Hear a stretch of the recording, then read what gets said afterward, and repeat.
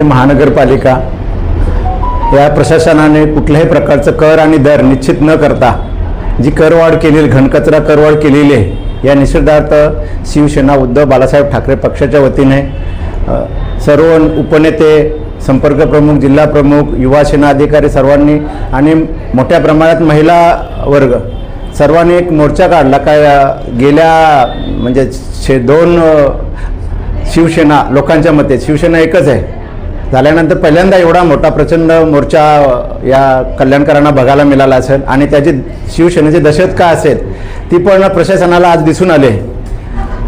जेव्हा हा आम्ही मोर्चा काढला त्यावेळेला आयुक्तांनी जे आम्हाला कारण सांगितलं हा घनकचरा दरवाढ ही एका ठेकेदारासाठी केलेली दरवाढ आहे, परंतु त्यांनी त्याचं विश्लेषण केलं की स्मार्ट सिटीच्या नियोजनाने सांगितलं। खूप चांगली संकल्पना त्यांनी सांगितली आणि हे कल्याण क्षेत्र स्वच्छ होणार असेल तर आमचा कुठल्याही प्रकारचा विरोध नसेल।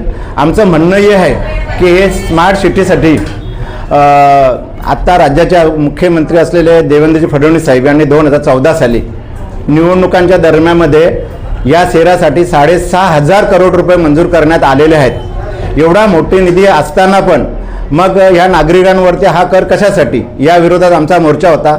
हे लादलेले कर लावू नये आणि करमुक्त म्हणजे घनकचरा करमुक्त नगरपालिका करण्यात यावी असे आज आमची मागणी होती आणि ती आम्ही आयुक्तांसमोर ठेवलेली आहे।